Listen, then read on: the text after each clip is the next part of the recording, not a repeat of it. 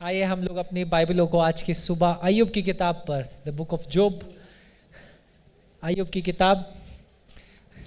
Actually ये किताब नहीं है, अगर आप ध्यान से पढ़ेंगे ये एक पोयम है, एक पोइट्री है।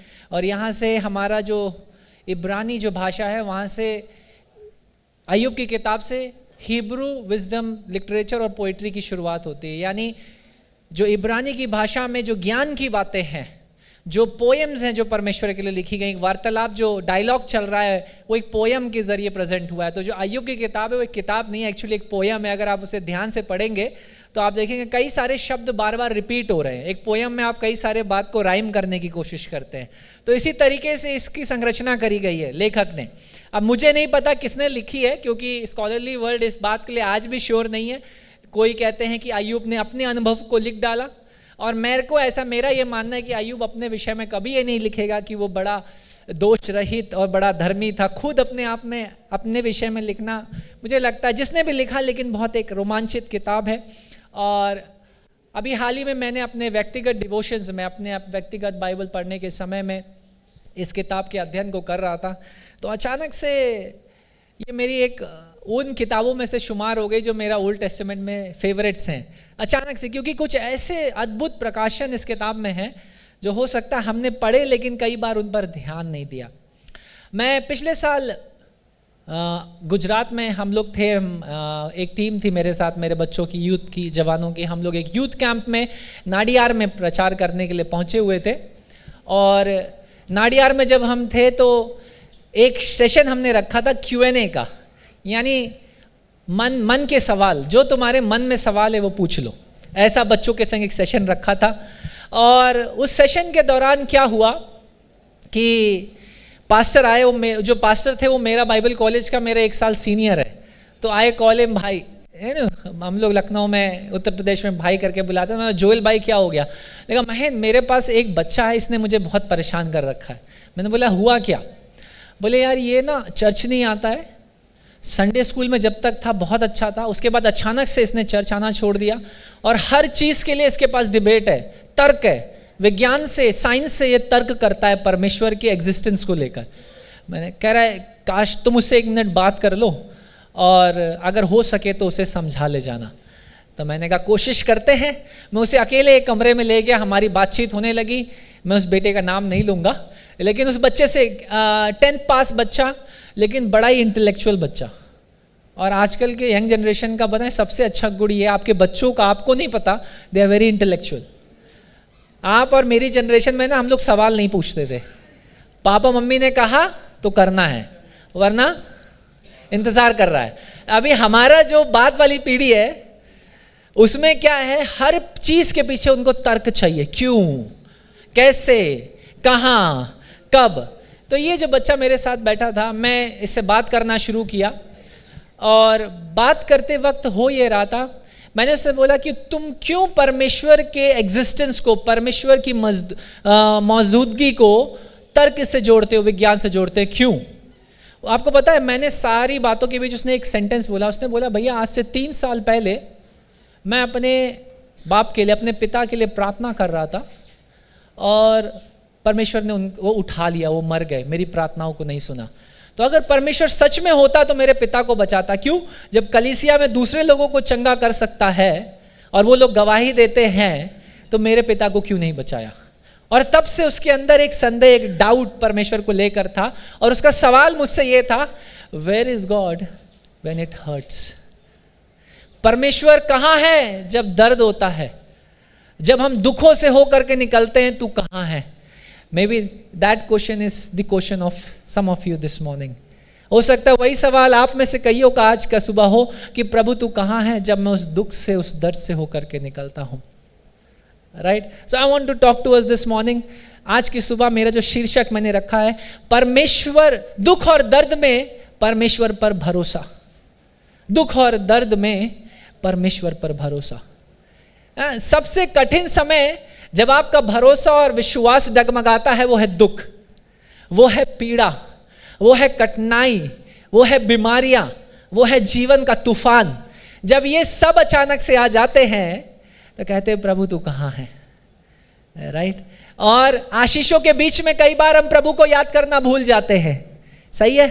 जब सब चीज अच्छी चल रही है कोई याद नहीं करता, लेकिन अचानक से कोरोना आया, सब घुटनों पर आ गए। एक बात तो अच्छी कर दी कोरोना ने कि जो मसीह नहीं भी प्रार्थना करते थे उनको भी प्रार्थना करना सिखा दिया। जो मसीह बाइबल नहीं पढ़ते थे उनको भी बाइबल पढ़ने के लिए मजबूर कर दिया। मैं तो कहता हूं प्रभु फिर से एक लहर भेज। ए ना, हमें शुद्ध किए जाने की आवश्यकता। एक गाना गाते, तेरे लहू के पाक बहाव में शुद्ध मुझको कर दे, है ना।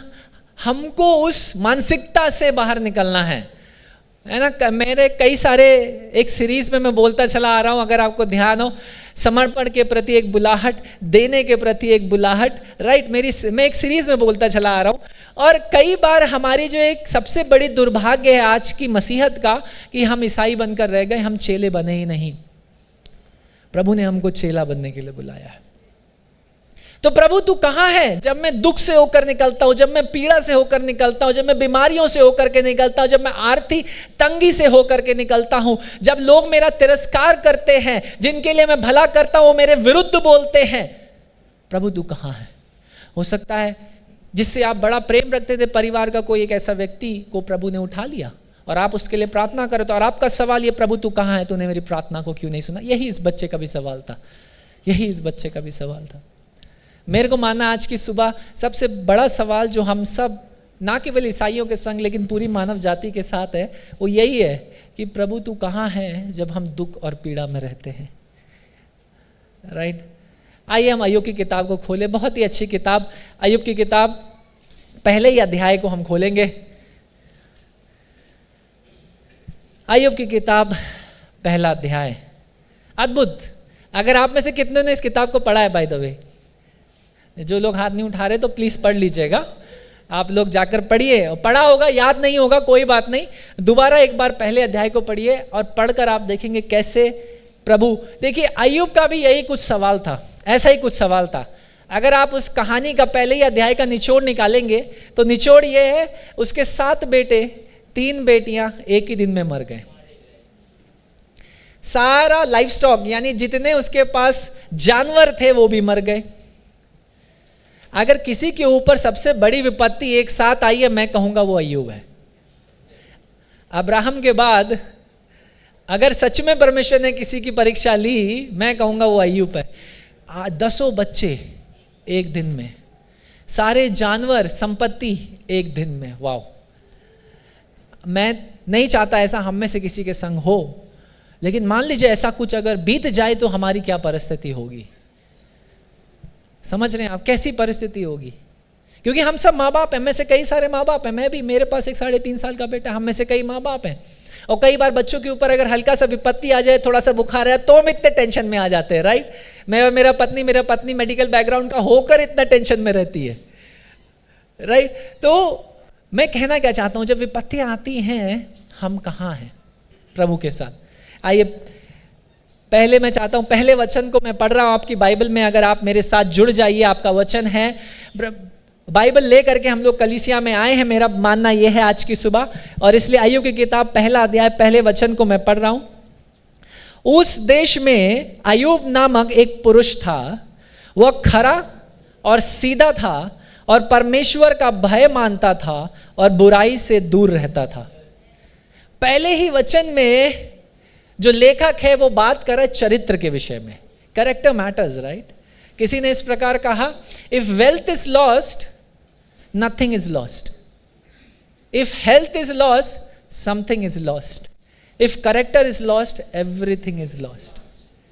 ये इंग्लिश मुहावरा, हिंदी में इसका अनुवाद कर देता हूं। अगर पैसा धन चला गया, समृद्धि चली गई तो कुछ नहीं खोया, स्वास्थ्य चला गया तो थोड़ा बहुत खोया, लेकिन अगर चरित्र खो दिया तो सब कुछ खो दिया। मेरे प्रियो, लोग आपको कैसे पहचानते हैं मायने रखता है ना। ज्यादातर लोगों की गवाहियां हमें ग्रेवयार्ड पे सुनने के लिए मिल जाती है। अगर आप सच्चाई जानना चाहते हैं ना, किसी फ्यूनरल में खड़े हो जाइए और आगे मत रहिएगा, सबसे पीछे खड़े रहिए। कई बार मैं फ्यूनरल्स में जाता हूं, मैं सबसे पीछे खड़ा रहता हूं, सुनता हूं मैं लोग क्या बातें कर रहे हैं, और लोग ये बातें कर रहे हैं, यार इसने तो बड़ा अच्छा जीवन जिया, है ना, ये देने वालों में से था, अरे यार परमेश्वर का। लेकिन कुछ लोगों के लिए मैं उल्टी गवाही भी सुनता हूं, समझ रहे हैं आप। अगर कैसा हमारा चरित्र है ये मायने रखता है।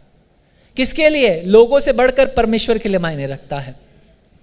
अंग्रेजी जो बाइबल है उसमें इस प्रकार लिखा है, 4 शब्दों को यूज करता है, blameless, righteous, fears God and honours God. यानी दोष रहित, धार्मिक, परमेश्वर का आदर करने वाला और परमेश्वर का भय मानने वाला। वाह! आज की सुबह मैं आपसे पूछता हूं, हम में से कितनों के अंदर ये 4 गुण पाए जाते हैं? दोष रहित। दोष का मतलब ये नहीं है कि आपके जीवन में पाप या गलतियां नहीं होंगी। दोष का मतलब ये है कि जो बाहर के लोग हैं वो आपके ऊपर उंगली उठाकर नहीं कह सकते भाई इसके जीवन में ये खराबी है। खरा जो सही अनुवाद है इब्रानियों की भाषा से, हिब्रू की लैंग्वेज से, उसका मतलब है खरा। सोना खरा होता है, राइट? क्यों?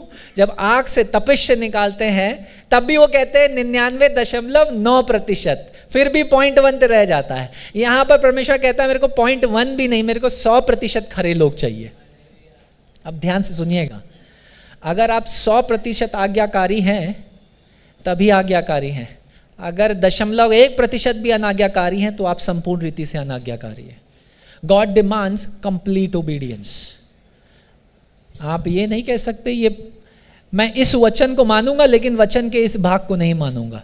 बाइबल कईयों के लिए ठोकर का कारण इसीलिए है क्योंकि वो इसको एक वचन को मानना चाहते हैं लेकिन दूसरे को दरकनार करते हैं। कहते ये मुझसे नहीं हो पाएगा, मैं कोई स्वर्गदूत थोड़ी ना हूं। अरे आप स्वर्गदूत नहीं है, सच बात है ये। प्रभु ने आपको स्वर्गदूतों से भी ऊपर बनाया है। हालेलुया। स्वर्गदूत को परमेश्वर ने बोल के, वो क्रीचर्स हैं, क्रिएटेड बीइंग्स हैं। आपको बाइबल में लिखा है भय के संग रचना कर अपने हाथों से बनाया है। आप स्वर्गदूतों का भी न्याय करेंगे। आपको पता है बाइबल में लिखा है, मैं कुछ नहीं कह रहा हूं। जो हम एक्सक्यूज देते हैं, बहाना देते हैं, मैं कोई स्वर्गदूत थोड़ी ना हूं, मैं बता दूं सच में आप स्वर्गदूत नहीं हैं।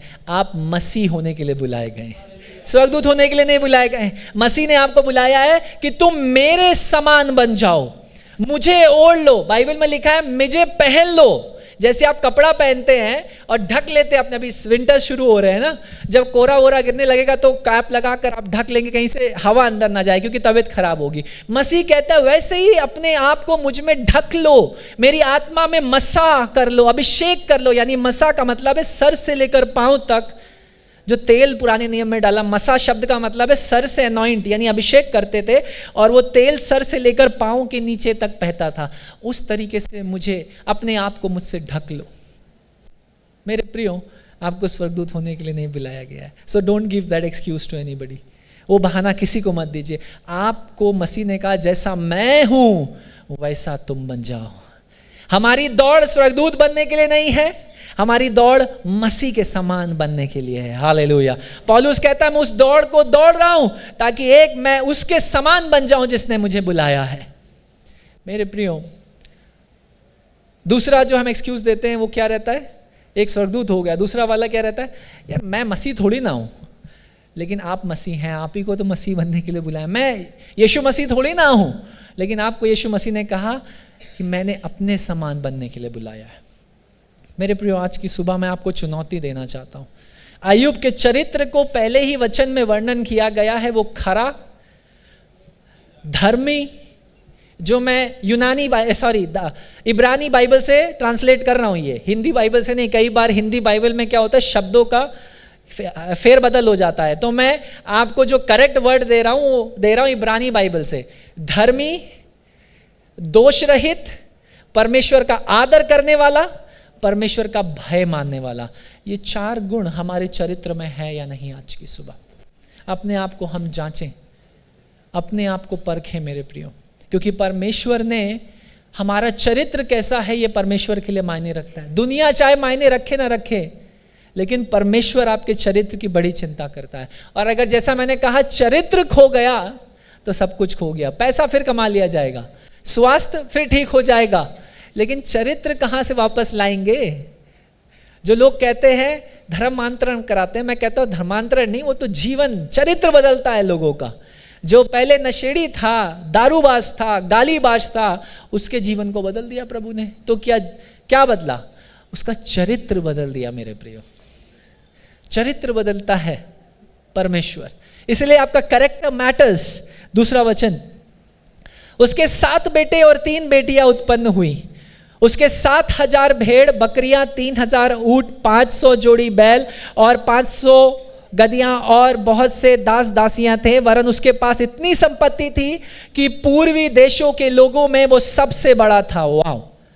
अब आपको याद करना पड़ेगा, ये हमारा समय नहीं है, ये आज से हजारों साल पहले की घटना है। आज के समय में और उन दिनों में अंतर था। उन दिनों में आदमी कितना समृद्ध है, कितना प्रसिद्ध है, कितना धनवान है, धनिष्ठ है, इसको पहचानने के लिए उसके परिवार का साइज देखा जाता था। जितना बड़ा परिवार उतना समृद्ध वो व्यक्ति है। आज के दिन में ये नहीं है। आज तो हम दो हमारे दो वाला हिसाब किताब है ना? क्योंकि आज के दिनों में ये नहीं है। आपके दिनों में आप समृद्धि को ऐसे नहीं नापते हैं, लेकिन उन दिनों में, पुराने व्यवस्था में, उन दिनों में, अय्यूब के दिनों में हम समृद्धि को, हम सफलता को कैसे आंकते थे? वो लोग कैसे आंकते थे? कितना बड़ा आपका परिवार है, कितने जानवर आपके पास है। क्योंकि उन दिनों में मुद्रा नहीं थी ना, करेंसी नहीं थी, तो कैसे आप आंकेंगे? जितना बड़ा आपका परिवार है, यानी उतने बड़े परिवार को आप खिला पिला सकते हैं, पालन पोषण कर सकते हैं, तो सच में आप घनिष्ठ, आप धनवान हैं। तो जितना बड़ा आपका फैमिली साइज था उन दिनों में, उतने बड़े धनवान। और यहां पर इस प्रकार लिखा है कि इतना धनवान कि पूर्वी देशों में सबसे बड़े और महान व्यक्तियों में उसका नाम शुमार था। मेरे प्रियो, अय्यूब का चरित्र अद्भुत चरित्र वाला व्यक्ति, और इस चरित्र के कारण मेरा यह मानना है सफलता उसको इसलिए मिली क्योंकि उसका चरित्र सही था। और उसका चरित्र सही था तो परमेश्वर का पोसेशन, उसके पास जो चीजें थी, बच्चे, बेटियां, जानवर, संपत्ति, सब कुछ उसके पास था। यहां तक उसको पूर्व के देश में सबसे महान व्यक्तियों में उसका नाम शुमार था। आपका नाम कैसे जाना जाता है? राइट? यहां पे लिखा है महान लोगों में शुमार था। आपका नाम किन लोगों में शुमार है? मायने रखता है। आपके परिवार के लोग कैसे पहचानते हैं? आपकी सफलता कैसे आती है? मायने रखता है। क्यों? अल्टीमेटली ये सारी बातें पलटकर आपके चरित्र की ओर दर्शाता है। मैंने कहा आप मुझे कुछ बताने की जरूरत नहीं। किसी ने इस प्रकार कहा, मुझे एक व्यक्ति के संग 1 घंटा बैठा दो और मैं उससे बातचीत करके बता दूंगा कि वो किस पारिवारिक पृष्ठभूमि से आता है, क्योंकि उसका बोलने, उसकी भाषा शैली, उसका बात करने का तरीका ये बता देगा, उसका चीज़ों को देखने का नज़रिया, दृष्टिकोण ये बता देगा कि वो व्यक्ति किस पृष्ठभूमि से। कोई बड़ी जादू नहीं है इसमें। आप 1 घंटा 2 घंटा किसी व्यक्ति के संग बैठिए, बातचीत करिए और उनके जीवन के विषय में जानिए, उनके बात करने का तरीके से पता चल जाएगा वो किस पृष्ठभूमि से आते हैं। मेरे प्रियो, अय्यूब एक बड़ी धनवान पृष्ठभूमि, एक बड़ी समृद्ध पृष्ठभूमि से आने वाले व्यक्तियों में से था। तो आप मुझे बताइए, कोई ऐसा कारण था कि अय्यूब को परमेश्वर दंड दे?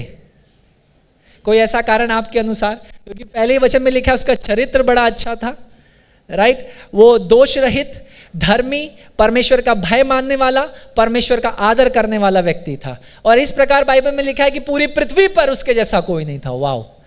मेरी प्रार्थना है जब प्रभु आज की सुबह हम में से हमारी ओर देखे तो कहने पाए सच में इसके जैसा या इसकी जैसी कोई नहीं। लोग आपके चरित्र के विषय में क्या कहते हैं मायने नहीं रखता, लेकिन प्रभु कैसे आपको पहचानता है ये मायने रखता है। क्योंकि लोग तो कहेंगे ये बहुत अच्छा है क्योंकि वो बाहरी रूप से देखते हैं, लेकिन प्रभु दिलों को खोजने वाला परमेश्वर है। सामुएल नबी से क्या कहा 9 भाइयों को?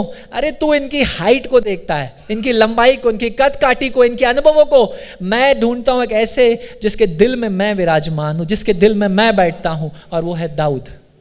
आज की सुबह भी परमेश्वर जब हमारी ओर देखता होगा मेरे प्रियो, तो वो क्या ढूंढ रहा है? वो कुछ ऐसे लोगों को ढूंढ रहा है, एक ऐसे मसीह समाज को जो चरित्र में दोष रहित, चरित्र में धार्मिकता उनके जीवन में दिखती हो, जो उसका भय मानते हो, जो उसका आदर करते हो।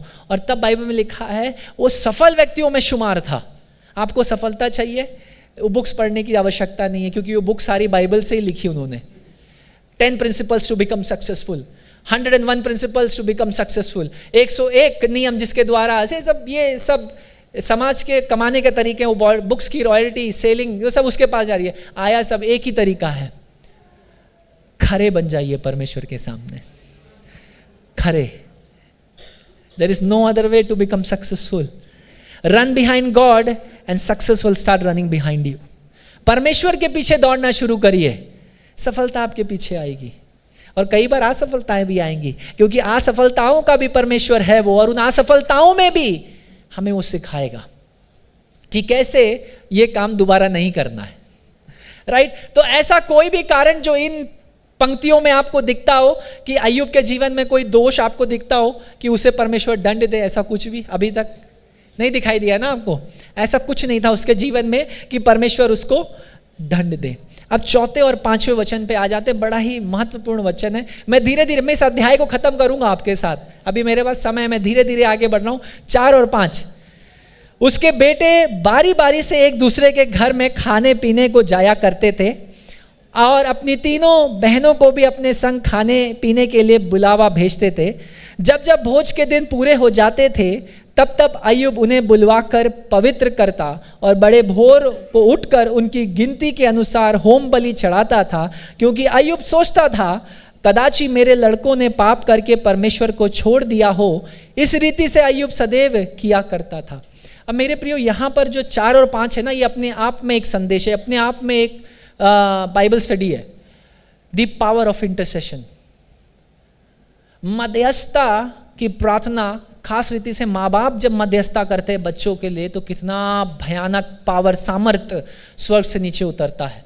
अब जो 7 बेटे 3 बेटियां, क्योंकि इतना धन, इतनी संपत्ति, अरे हर मौके को खोजते थे कि हम भाई मनाएंगे, खुशी मनाएंगे, और उनमें कोई ऐसा बाइबल में कहीं नहीं लिखा है बच्चों के जीवन में कुछ खराबी थी, कहीं नहीं लिखा है। लेकिन अय्यूब फिर भी कि कदाच हो सकता है मेरे बच्चों ने कोई गलती कर दी हो, फिर भी वो हर दिन उनके लिए गिनती के अनुसार होम बलि चढ़ाता था, यानी उतने मेमने वो गिन कर परमेश्वर को चढ़ाता था। यानी पावर ऑफ इंटरसेशन, मध्यस्थता करना। मेरे प्रिय, आप में से जो माँ बाप है, आपकी प्रार्थनाएं व्यर्थ नहीं जाती जब आप मध्यस्थता करते हो। आपके बच्चों के लिए जब आप प्रार्थना कर रहे हो ना, आपको नहीं पता एक अद्भुत सामर्थ्य उनके जीवन पर परमेश्वर का उतरता है। और जैसा बाइबल पर लिखा है, अगर जवानी की उम्र में वो मुड़ भी जाएंगे ना, प्रभु को छोड़ देंगे, जो आप प्रभु का आत्मा उनको वापस खींच के ले आएगा। मेरे प्रिय,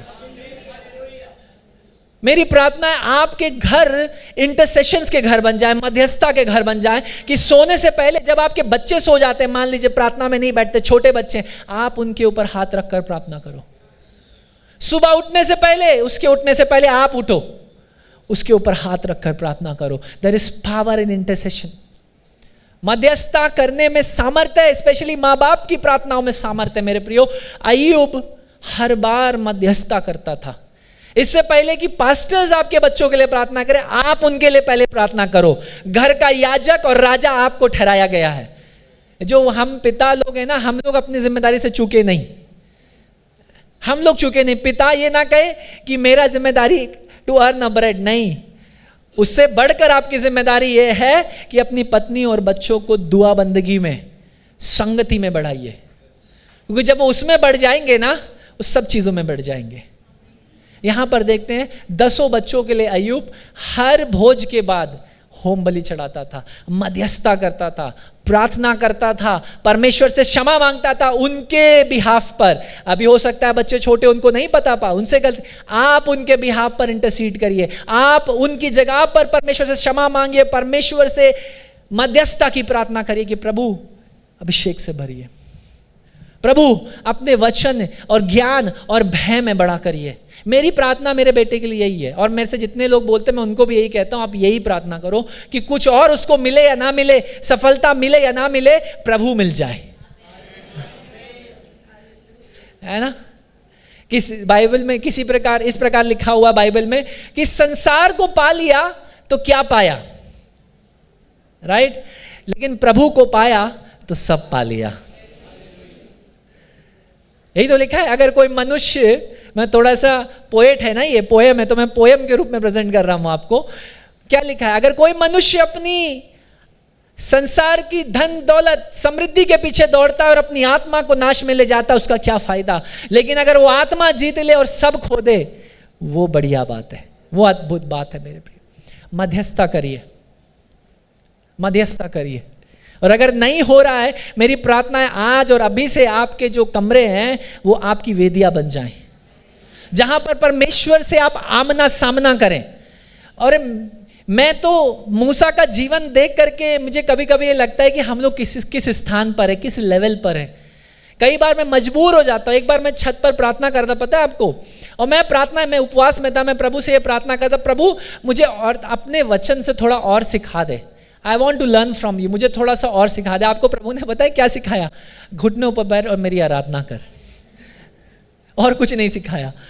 I was like raising my hands, roof के ऊपर, छत के ऊपर। प्रभु ने कहा सुन, घुटनों पर बैठ और मेरी आराधना कर, इतना काफी है। That's all you need. कई बार जो हम लोग कई सालों से जिन चीजों के लिए जूझते आ रहे, लड़ते आ रहे, बताएं उनका छुटकारा कहां पर है? घुटनों पर आकर उसकी आराधना करें। There is victory in worship. दाऊद वीणा बजाता था, दुष्ट आत्मा साउल को छोड़कर निकल जाता था। वर्शिप। यहोशू ने आराधना करी ऊंची आवाज में और यरीको नगर की दीवार गिर गई। Worship. Many times your deliverance are just waiting to happen because there is lack of worship. कई बार हमारा छुटकारा उत्तर इसलिए रुका हुआ है क्योंकि आराधना नहीं हो रही है। आराधना नहीं हो रही है यार। को पता है आज से 2 साल पहले एक्चुअली मेरे पास एक कंडीशन है, रिकरेंट कॉलिक स्टोन्स की, किडनी स्टोन्स जो बनते हैं, जिनको हुआ है उनको पता है कितना पेनफुल होता है।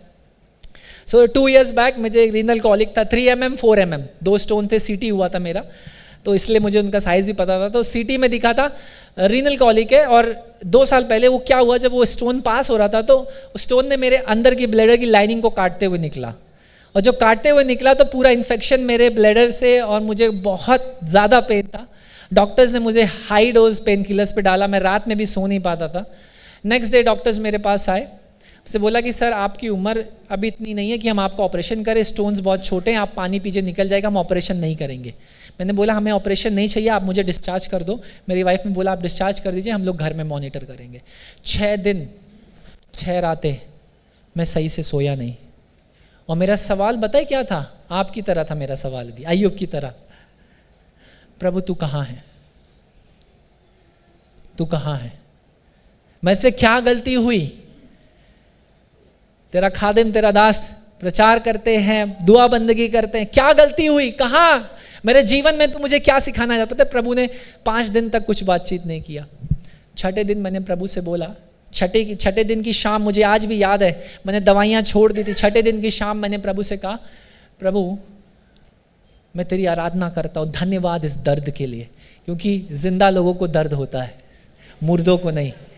और आज भी अगर मैं जिंदा हूं, ये तेरा अनुग्रह है कि 6 दिन 6 रातें अगर मैंने दर्द में भी काटी हैं, तूने मुझे छोड़ा नहीं, तू मेरे साथ है, मैं तेरी धन्यवाद करता हूं। आपको पता है जैसे ही मैंने ये आराधना, जैसे ही ये बोला धन्यवाद, दर्द चला गया। और आज मैं यहाँ हूँ, मैंने ना दोबारा स्कैन कराया, ना दोबारा कुछ करा, दोबारा वो दर्द कर, क्योंकि मुझे ये माना था प्रभु ने मेरे धन्यवाद में, मेरी आराधना में मुझे चंगाई दे दी। हालेलुया। मेरे प्रियो, कई बार आपके बच्चों को ये नहीं पता होगा, लेकिन जब आप उनके बिहाफ पर परमेश्वर का धन्यवाद करना शुरू करेंगे, उसकी स्तुति, उसकी आराधना करना शुरू करेंगे, मध्यस्थता करना शुरू करेंगे बच्चों के लिए, एक अद्भुत स्वामर्थ, एक अद्भुत अभिषेक स्वर्ग से उन्हें ढक लेगा, है ना। जब मेरी वाइफ प्रेग्नेंट थी तो मैं ये प्रार्थना कर रहा था, प्रभु कोख में ही अपनी आत्मा से भर दे। जब तू यूहन्ना बपतिस्मा देने वाले को कर सकता है तो मेरा बच्चा क्यों नहीं? मैंने कहा कोक में। और हमारी आप में से कईयों को हमारी गवाही पता है, मेरे बच्चे को, मेरी वाइफ फ्रजाइल एक्स कैरियर थी। जेनेटिकली अगर मेरा बेटा होता तो 90% वो पागल होना चाहिए था। तो मैंने कहा प्रभु तू अगर उसके लिए कर सकता है तो मेरे बेटे के लिए भी कर। अगर तू इब्राहिम का प्रभु है तो मेरा प्रभु भी है, और अगर याकूब का परमेश्वर है तो मेरा परमेश्वर भी है, अगर इसहाक का परमेश्वर है तो मेरा परमेश्वर भी है, अगर दाऊद का परमेश्वर है तो मेरा परमेश्वर भी है। प्रभु मेरे लिए भी कर। और उसने करके दिखाया। मेरे प्रियो, क्या दुख से होकर हम नहीं निकले? बिल्कुल निकले। कई रात हम दोनों सो नहीं पाते थे, रोते थे, लेकिन हमारे दुखों में हमने कभी परमेश्वर पर संदेह नहीं किया, कभी पलटकर विश्वास को डगमगाने नहीं दिया, भरोसे को हिलने नहीं दिया। हमने कहा प्रभु मेरा भरोसा तुझ पर खड़ा है, राइट। और प्रभु ने करके दिखाया। मध्यस्थता की प्रार्थना, there is power in intercession. मेरे प्रियो, है ना। पास्टर अमित के लिए हम लोग सब प्रार्थना कर रहे हैं, बहन एस्थर के लिए। बहना church comes together to intercede, there is power. God releases his power. जब कलीसिया एक साथ आकर मध्यस्थता करती है, परमेश्वर अद्भुत सामर्थ को स्वर्ग से नीचे बैठता है. पतरस जेल में बंद था, अगले दिन गर्दन कटने वाली थी, कलीसिया लॉ लगाकर प्रार्थना कर रही थी. हालेलुया. और जब वो इंटरसेशन, जब वो मध्यस्थता हुई, स्वर्गदूत ने सब कुछ हिलाकर उसे बाहर निकाल दिया. Hallelujah. There is power in intercession. जो लोग ये सवाल उठाते हैं क्या कलीसिया आना जरूरी नहीं है, मेरे दिल में परमेश्वर है, मेरे प्रियो, संगति, intercession together is very important. जो प्रभु ने हमें एकांत में वास में नहीं बचाया, अकेले नहीं बचाया, उसने हमें कम्युनिटी में बचाया, एक समाज में बचाया, एक साथ एक कलीसिया के रूप में बचाया, एक परिवार के रूप में. इसलिए क्या कलीसिया आना जरूरी है? बिल्कुल जरूरी है. संगति, the power of intercession. Let's go. 6 और 7. अब जो 6 और 7 में हो रहा है, अलग ही एक एटमॉस्फेयर है. मजा आ जाएगा आपको देख करके कि अचानक से यहां पर लेखक बात कर रहा है अय्यूब के जीवन के विषय में, अय्यूब की प्रार्थनाओं के विषय में, अय्यूब के चरित्र के विषय में, अय्यूब का समृद्धि और धन के विषय में. सब कुछ अच्छा चल रहा है. अचानक से 6 में क्या हो रहा है? स्वर्ग, एक कोर्टरूम सीन आ गया है, न्यायालय का सीन आ गया है. कोर्टरूम, हेवेंस कोर्टरूम आ गया है ना. कोर्टरूम को क्या कहेंगे? न्यायालय ही कहेंगे, कचहरी. यस, एक कचहरी का जैसा एक सीन आ गया. क्या हो रहा है? 6 और मैं पढ़ने जा रहा हूं, आप अपनी बाइबलों में ध्यान लगाइए. 6. एक दिन यहोवा परमेश्वर के पुत्र उसके सामने उपस्थित हुए. आप कंफ्यूज मत होइएगा. यहोवा परमेश्वर के पुत्र are also referred to as sons of God, are also known as angels. परमेश्वर के पुत्र जहां पर बाइबल में शब्द यूज किया जाता है, उसका मतलब है स्वर्गदूत. परमेश्वर की संतान नहीं है, क्योंकि कई लोग इस वचन को जो मसीहत में नहीं है वो रिफ्यूट करते हैं, ये कहते हुए देखो ये अगर बाप है तो इसकी माँ कौन है. इस तरीके के सवाल पूछे जाते हैं क्योंकि उनको सही से इंटरप्रेट करना नहीं आता है. तो आप लोग कम से कम सही रीति से इसको पढ़िए. लिखा है परमेश्वर के पुत्र यानी स्वर्गदूत, और उनके बीच शैतान भी आया. शैतान भी एक बाय द वे एंजल है, दूत है. उसका वो भी स्वर्ग में परमेश्वर की सेवा के लिए था. समझ रहे हैं आप? लेकिन जैसा मैंने आपको शुरुआत में बताया, आप और मैं स्वर्गदूतों का भी न्याय करेंगे. माइकल नाम सुना है आपने? आर्कएंजल, परमेश्वर की सेनाओं का स्वर्गदूत. गैब्रियल, परमेश्वर का संदेशवाहक, जो संदेश लेकर परमेश्वर का जाता है. सेराफिम, शेरोबिम, कई सारे अलग अलग एंजेलिक ऑर्डर्स हैं, पदवी हैं स्वर्गदूतों की. बाइबल में लिखा है मैं और आप इनसे बढ़कर हैं मेरे प्रियो. यानी वो माइकल जो अपनी एक वार में करोड़ों लोगों को मार सकता है, वो भी, उसका भी न्याय आप और मैं करेंगे. समझे? परमेश्वर ने इस तरीके से आपको और मुझे बनाया है. इतनी बहुमूल्य संरचना है हम परमेश्वर की. समझ रहे? तो यहां पर लिखा है उनमें शैतान भी था, इन स्वर्गदूतों के बीच में. शैतान ने यहोवा ने शैतान से पूछा तू कहां से आता है? शैतान ने यहोवा को उत्तर दिया पृथ्वी पर इधर उधर घूमते फिरते डोलते डालते आया हूं. 8वां वचन. यहोवा ने शैतान से पूछा क्या तूने मेरे दास अय्यूब पर ध्यान दिया है? ओहो हो, वाओ, ये वाला स्टेटमेंट बहुत बढ़िया है परमेश्वर का. तो उसकी परीक्षा की शुरुआत, कई बार हमको लगता है अय्यूब को शैतान ने परीक्षा लिया. उसकी परीक्षा की शुरुआत कहां से हो रही है? बड़े अच्छे से इब्रानी बाइबल में लिखा है, इस प्रकार लिखा है. मैं इंग्लिश में अनुवाद कर रहा हूं आपका. इसमें लिखा है have you considered my servant job. Considered मतलब है क्या तूने आका, क्या तूने जांचा और देखा है? पृथ्वी पर मेरा एक दास है, उसका नाम अय्यूब है. क्या तूने उसको देखा जब तू पृथ्वी पर डोल और मडोल रहा था, इधर उधर जा रहा था? क्योंकि वो तो मेरे हृदय के बड़े प्रिय है. तो परीक्षा की शुरुआत किसने करी? यानी कई बार जो हम ये सोचते हैं ना कि मैं इस दुख से, इस पीड़ा से, मैंने कई सारे प्रचारकों को ये सुनते हुए देखा है, मैं उस नोशन को क्लियर करना चाहता हूं.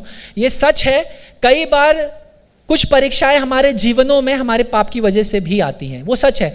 लेकिन ज्यादातर बार होता यह है परीक्षाएं, दुख, कठिनाइयां, तूफान, मुश्किलें कई बार इसलिए नहीं आती कि आपके अंदर कुछ कमी है. वो इसलिए आती हैं क्योंकि आप खरे हैं. वो इसलिए आती है क्योंकि आप परमेश्वर का भय मानते हैं. वो इसलिए आती है क्योंकि आप परमेश्वर का आदर करते हैं. और वो इसलिए आती है क्योंकि आप धर्मी व्यक्तियों में गिने जाते हैं. कलीसिया क्यों सताई जा रही है बाय द वे? क्या कलीसिया ने कुछ पाप किया है? मसीहों ने कुछ पाप किया? उन पास्टर्स ने जो जेल में कुछ पाप किया है? क्यों? क्योंकि वो सच्चे परमेश्वर का प्रचार कर रहे हैं. इसीलिए कठिनाई से होकर निकलते हैं मेरे प्रियो। तो मैं इस नोशन को क्लियर करना चाहता हूं। कई सारे प्रचारक इस वेदी को गलत ठहराते, इस वेदी के विरुद्ध ये पाप करते, ये कहकर तुम्हारे जीवन में कुछ पाप इसीलिए आया। मैं बोल रहा हूं कई बार वो इसलिए नहीं होगा, लेकिन हम इस बात को भी नहीं दरकिनार करते कि कुछ बार ऐसा संभव है।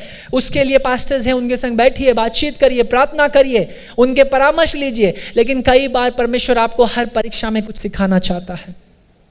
एक परीक्षा का सबसे बड़ा चुनौती यह है कि वो परीक्षा है। आप किसी भी जवान बच्चे से पूछे, क्या आप जवान बच्चे से, क्या आप और मुझसे पूछे, क्या मैं और आप यूनिवर्सिटी एग्जाम्स में होकर निकलना चाहते थे? नहीं। क्या मैं और आप 12th का एग्जाम में, परीक्षा मत लीजिए, हम साल भर पढ़ रहे हैं, but how would the teachers know कि आपने पढ़ाई किया है, राइट?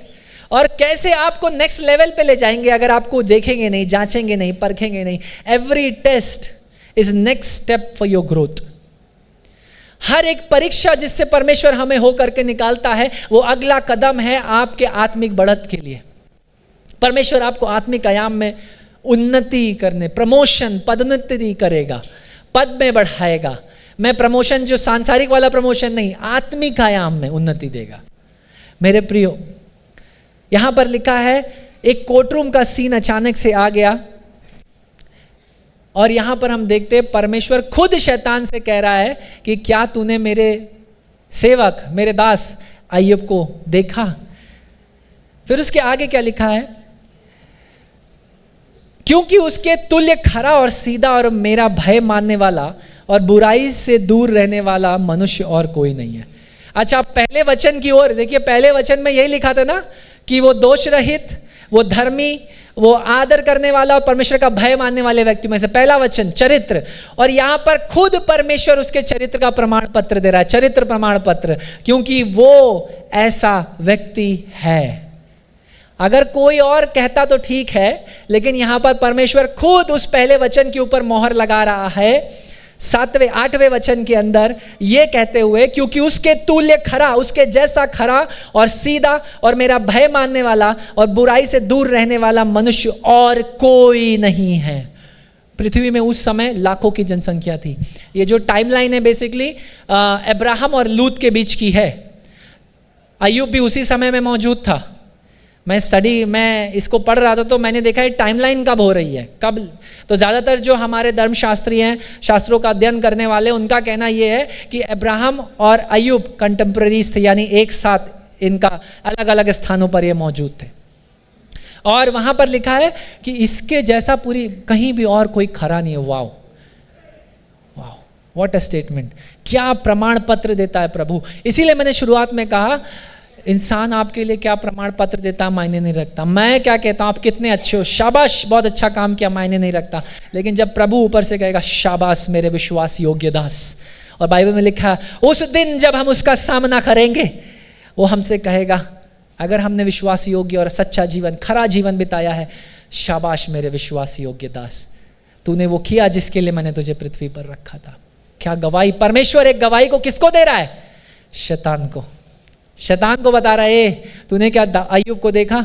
वो मेरा दास है और उसका जीवन, उसका चरित्र इस प्रकार है। 9वां वचन, शैतान ने यहोवा को उत्तर दिया। अब देखिए, शैतान जो शब्द है इसका मतलब है अक्यूजर, और यहां पर शैतान लिखा है। अंग्रेजी बाइबल में भी सेटन लिखा है, लेकिन इब्रानियों की बाइबल में लिखा है दी शैतान, दी डेफिनेट आर्टिकल, दा शैतान। ठीक है, तो यहां पर शैतान का जो शब्द का मतलब है वो है दोष लगाने वाला। प्रकाशित वाक्य की किताब उसका 12वां अध्याय 9वें और 10वें वचन में अगर आप पढ़ेंगे तो वहां पर शैतान के चरित्र के विषय में लिखा है, वो उनमें से है जो हमारे भाइयों के ऊपर दोष लगाता है। अब 10वें वचन में देखिए शैतान क्या कर रहा है। परमेश्वर ने गवाही दी, चरित्र का प्रमाण पत्र दिया सबके सामने, सारे स्वर्गदूतों के सामने, जहां शैतान भी मौजूद है। और शैतान ने कहा, शैतान ने यहोवा को उत्तर दिया, क्या अय्यूब परमेश्वर का भय बिना लाभ के मानता है? अब मैं थोड़ा सा इस वचन पर मनन करना चाहता हूं। इंग्लिश बाइबल में लिखा है, does job fear God for nothing? क्या अय्यूब परमेश्वर का भय बिना बात के मानता है? आप परमेश्वर का भय किस लिए मानते हो? क्या आपको स्वर्ग जाना है इसलिए आप भय मानते हो? क्या आपको आशीष पानी है इसलिए आप भय मानते हो? कि आपको चंगाई पानी है इसलिए भय मानते हो? क्या वो डंडा लेकर सिंहासन पे बैठा हुआ और आप गलती करोगे वो आपको मारेगा इसलिए आप डर मांगते हो, उसका भय मानते हो? आप इसलिए डर मानते हो? क्यों कलीसिया आते हैं? पास्टर पूछेंगे इसलिए। किस चीज की वजह से आप परमेश्वर का भय मानते हो? इसी चीज को वो दोष लगा रहा है अय्यूब के ऊपर। क्या बिना किसी लाभ के अय्यूब आपका ऐवे ही फालतू में ही भय मानता है परमेश्वर? कोई ना कोई लाभ तो आपने दिया है उसको, आशीषें दी है, आप परमेश्वर का भय क्यों मानते हो? Why do you fear God? Do you fear God for blessings? क्या आप परमेश्वर का भय मानते हो आशीषों के लिए? क्या आप परमेश्वर का भय मानते हो स्वास्थ्य के लिए कि अगर मैं भय नहीं मानूंगा, आज्ञा नहीं मानूंगा तो मुझे बीमार कर देगा? परमेश्वर बीमार परमेश्वर नहीं है इसलिए वो आपको बीमार नहीं करेगा। God is not a sick God, so he will not give you sickness, don't worry. He will give you healing because he is the God who heals, यहोवा राफा। वो आपको चंगाई देगा क्योंकि वो चंगा करने वाला परमेश्वर है। एक ऑर्थर को मैं सुन रहा था, उन्होंने कहा, सवाल पॉडकास्ट में पूछा गया उनसे कि कैन गॉड गिव सिकनेस? उसने बोला, मेरे को अच्छा लगा उनका जवाब पॉडकास्ट पे, जो थियोलॉजियन थे, धर्मशास्त्री थे, उन्होंने कहा जो परमेश्वर के पास है नहीं वो आपको वो दे नहीं सकता, और वो बीमार परमेश्वर नहीं है इसलिए आपको बीमारी नहीं देगा, वो चंगा करने वाला परमेश्वर है और इसलिए आपको चंगाई देगा। आप और मैं अपनी गलतियों में, अपने चुनावों में चीज़ों से होकर के निकलते हैं।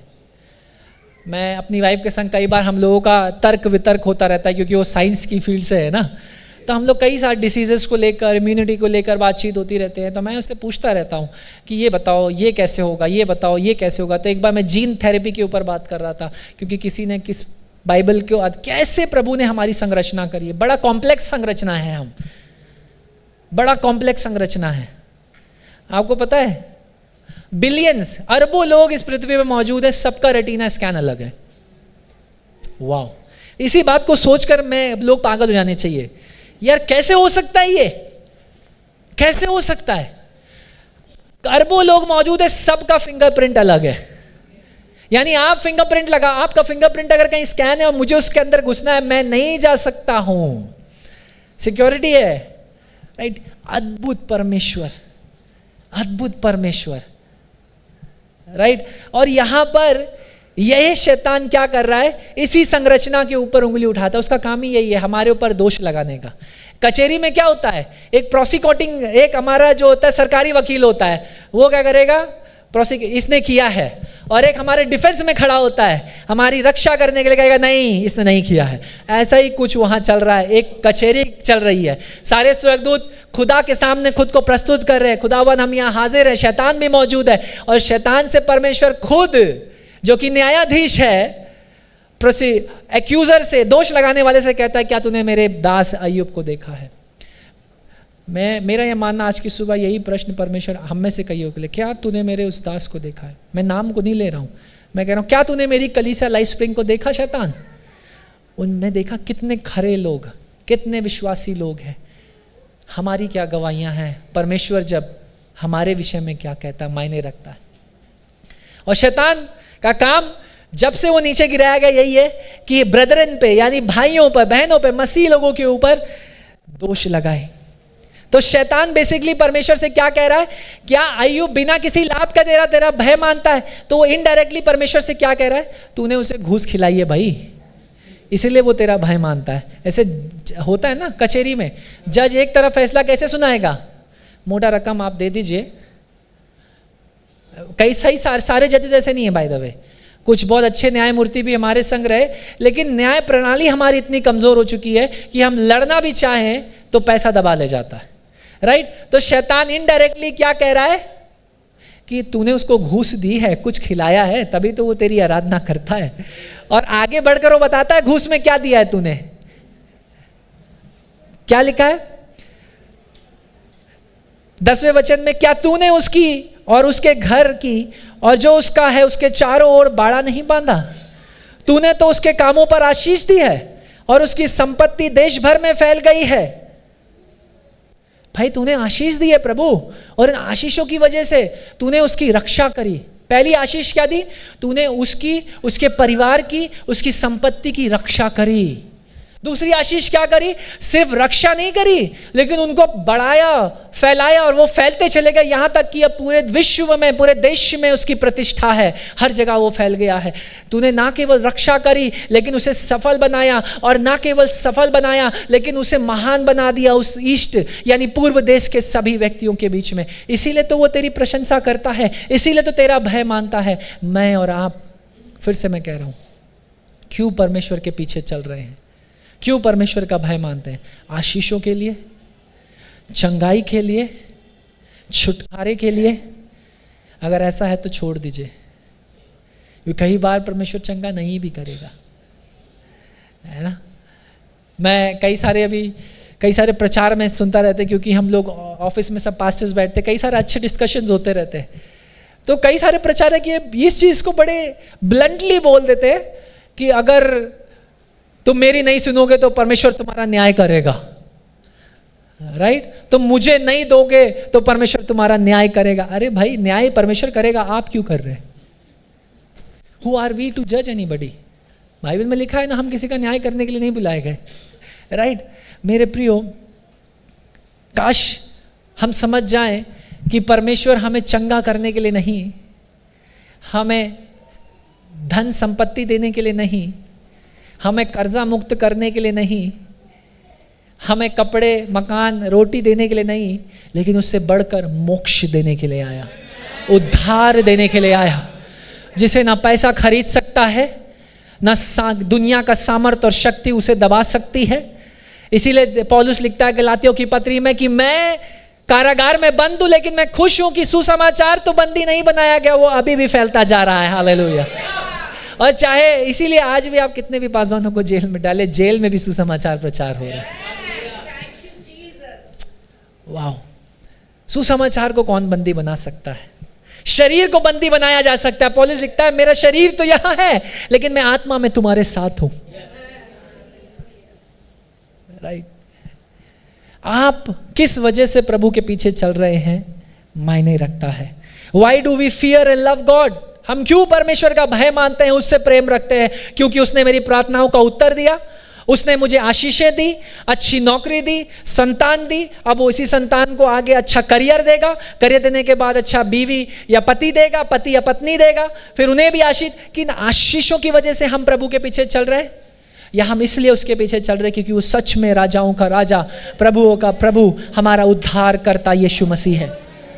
Let's change our definition of who God is before he becomes your healer। इससे पहले वो आपको चंगा करने वाला बने, इससे पहले वो आपका उद्धार, आपका बंधन तोड़ने वाला बने, आपका कर्जा उतारने वाला बने, आपको कब ये सांसारिक वस्तुओं में आशीषित देने वाला बने, उससे पहले वो आपका मुक्तिदाता, उद्धारकर्ता बनना जरूरी है मेरे प्रियो। ये सब बाय प्रोडक्ट्स हैं, ये सब बाय प्रोडक्ट्स हैं, आशीषें बाय प्रोडक्ट्स हैं। कई बार हमारा जो ध्यान है वो बाय प्रोडक्ट्स पे जाता है। अच्छा, कई बार हम लोगों को जब सुसमाचार प्रचार भी करते हैं ना, वो भी गलत तरीका है। ऐसे तुम बीमार हो, हमारी कलीसिया आ जाओ, प्रार्थना होगी, तुम चंगे हो जाओगे। अरे भाई, वो चंगा नहीं हुआ तो क्या होगा? वो बोलेगा ये भी उन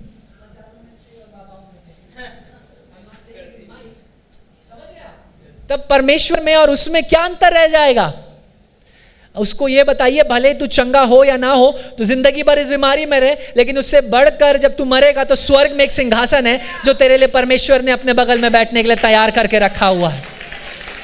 लाजरस जिंदगी भर भिखारी बना, कीड़े मक्खी मकोड़े सब बैठते होंगे उसके ऊपर, और लिखा है अरे भाई दाहिने हाथ पे, अब्राहम की गोद में। Actually it's a symbolic way of telling he was in paradise, स्वर्ग में। और वो धनवान जिसकी कोठी के बाहर, राजमहल के बाहर, बंगलों के बाहर वो बैठा रहता था, कहता भाई एक उंगली से मुझे थोड़ा सा चखा देना पानी प्लीज। इसका मतलब क्या है? बाइबल वहां पर भी एक बड़ी अच्छा थियोलॉजी है। आपका पैसा आपको मोक्ष, उद्धार नहीं दे सकता, आपकी प्रतिष्ठा आपको मोक्ष नहीं दे सकती, आपकी प्रसिद्धि आपको मोक्ष नहीं दे सकती, उद्धार नहीं दे सकती।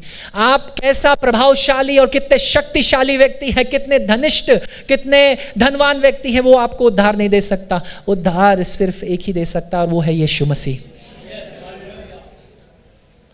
मेरे प्रियो, आज की सुबह आप क्यों परमेश्वर का भय मानते हैं?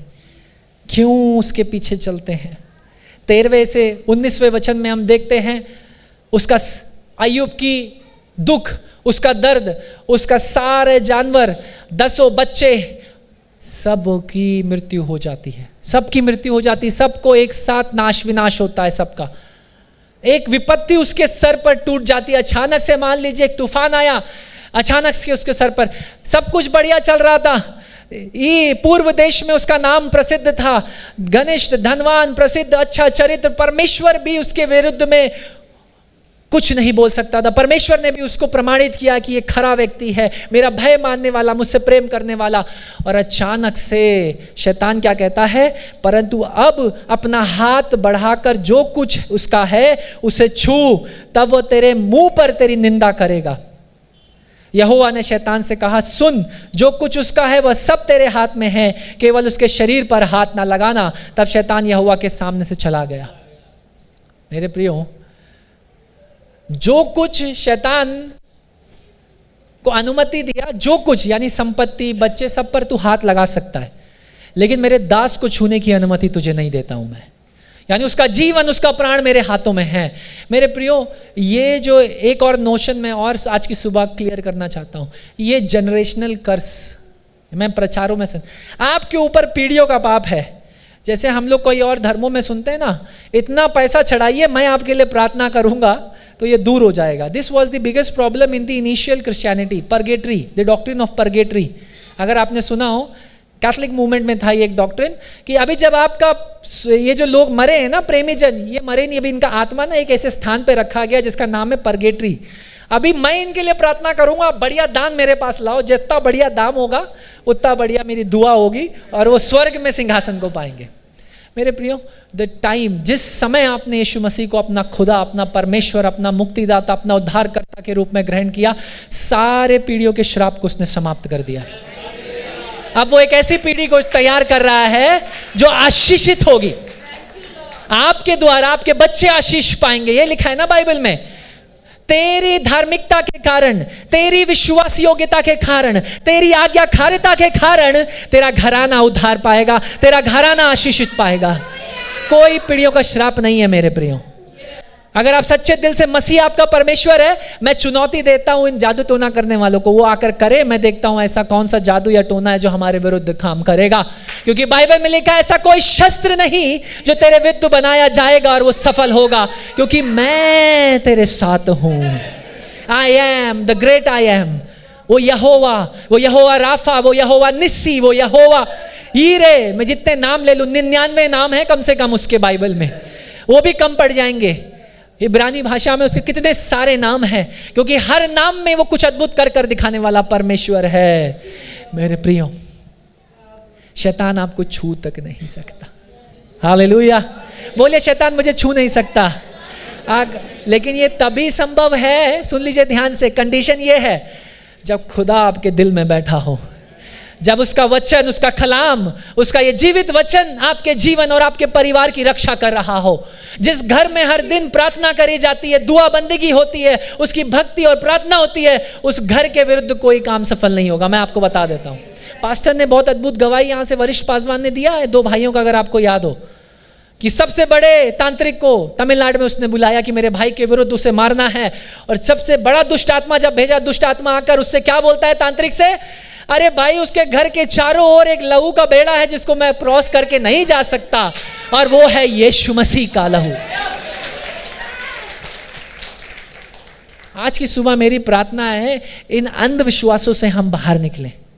हे प्रभु, जिस प्रकार एलाइजा ने अपने दास के लिए प्रार्थना किया, मेरे लिए और हम सब के लिए प्रार्थना कर, प्रभु हमारी आत्मिक आंखों को खोल, ताकि हम उन आत्मिक आशीषों को जो तूने हमें दी है उन्हें देखने पाए, उन्हें समझने पाए, उनके आधार अपने जीवन को जीने पाए। मेरे प्रियो, शैतान आपका बाल भी बांका नहीं कर सकता। उसने कहा है सब कुछ छू लेना, लेकिन मेरे दास को तू नहीं छू सकता। उसका जीवन खरा है, वो धर्मी है, मेरा भय मानता है, मुझसे प्यार रखता है, और मैं अंत में तुझे साबित भी करके दिखाऊंगा। ये लिखा नहीं है, लेकिन मैं बता रहा हूं, अंत में जब आप किताब को पढ़ेंगे तो प्रभु बड़े गर्व से कह सकता है, मैं साबित भी करके दिखा दिया कि ये सच में मेरा दास है। मेरे प्रियो, where is God when pain and suffering hits us? प्रभु कहाँ है तू जब वो दुख दर्द का पहाड़ मेरे ऊपर टूटता? मैं बताऊं, प्रभु वहीं है आपके साथ उस दुख और दर्द में आपको बाहर निकालने के लिए। कई बार हम उसे देख नहीं पाते, महसूस नहीं कर पाते, क्योंकि हमारा ध्यान दुखों की ओर लग जाता है, कठिनाइयों की ओर लग जाता है, बीमारियों की ओर लग जाता है, तिरस्कार की ओर लग जाता है, लोगों की बुराइयों की हम सुनने लगते हैं। इसकी बजाय कि हम परमेश्वर की आवाज को सुने, उसके वचन को देखें, हम लोगों को देखना शुरू करते हैं, संसार की आवाजों को सुनना शुरू करते हैं। मेरा चैलेंज है, मेरी चुनौती है आज की सुबह, आपकी चुनौतियों में, आपकी मुश्किलों में, आपकी विपत्तियों में ये सवाल मत पूछिए प्रभु कहाँ है। प्रभु वहीं तो है आपके साथ, आंखें खोल कर देखिए। दानियल के 3 दोस्तों ने सवाल ये नहीं पूछा प्रभु तू कहाँ है, उसने कहा चाहे हमारा परमेश्वर हमें बचाए या ना बचाए हे राजा, हम फिर भी तेरे सामने दंडवत नहीं करेंगे, हम उसी की आराधना करेंगे। और क्या उस परमेश्वर ने उन्हें बचाया? हमें देखा चौथा व्यक्ति जो मनुष्य के पुत्र के समान दिखता है, वो उनके संग वॉक करने लगा, उनके संग उस भट्टी में चलने लगा। परमेश्वर आग को नहीं रोकेगा, मुश्किलों को नहीं रोकेगा, चुनौतियों को नहीं रोकेगा, कई बार बीमारियों से भी लेकर के जाएगा। क्यों? क्योंकि वो दिखाएगा कि वो आपकी बीमारियों, आपकी चुनौतियों, आपकी मुश्किल, आपकी परेशानियों में भी आपका परमेश्वर है। मेरे प्रियो,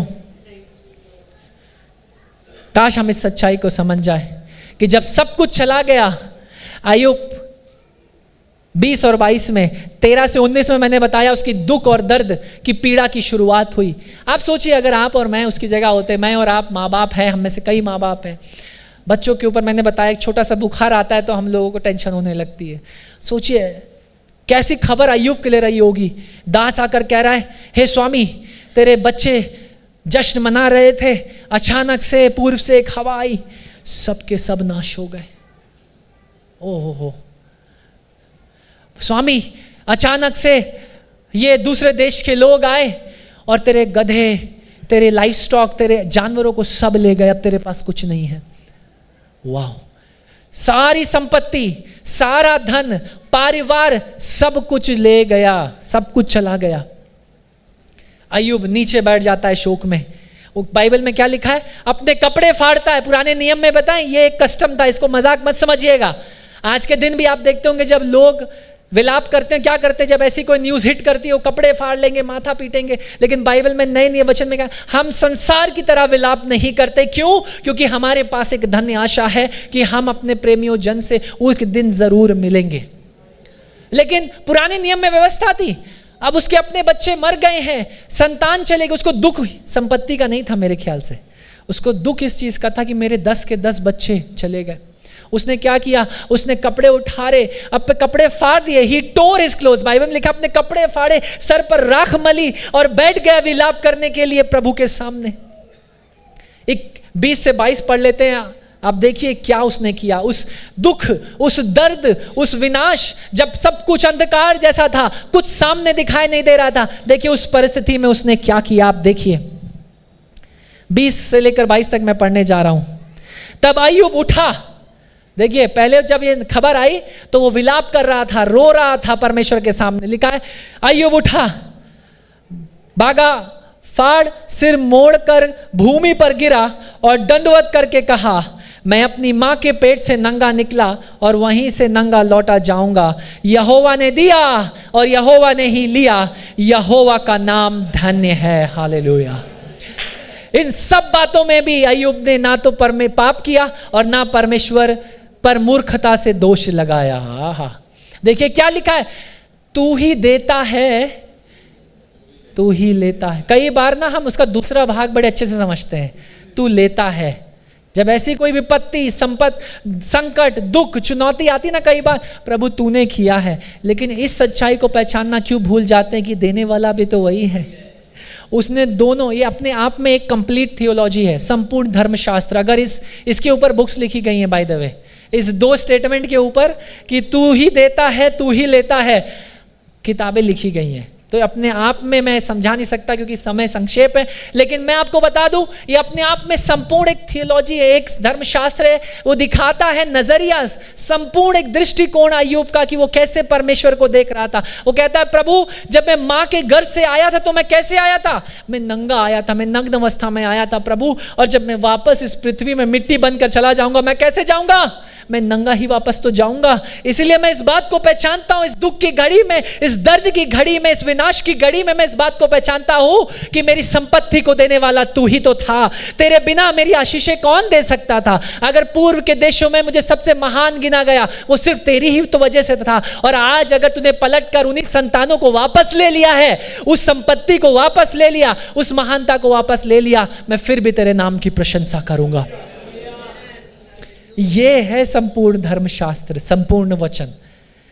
हबाकुक लिखता है चाहे खेत खलियानों में फसल हो या ना हो, चाहे अंजीर के वृक्ष पर फल हो या ना हो, मैं फिर भी यहोवा तेरी स्तुति करूंगा, तेरी प्रशंसा करूंगा, तेरा धन्यवाद करूंगा। हमारी दुख की घड़ी में, हमारे दर्द की घड़ी में, हमारी चुनौती के घड़ी में हम कैसा स्वभाव परमेश्वर के प्रति रखते हैं मायने रखता है। क्या आप उस पर संदेह करते हैं भरोसा रखने की बजाय? क्या आपके दिलों में सवाल उठते हैं? तो अय्यूब कहता है कि मैंने तो अपने दुख की घड़ी में, अपने दर्द की घड़ी में, यहां पर लिखा है उसने दंडवत कर कर आराधना करी। वो दंडवत का मतलब आप समझते हैं?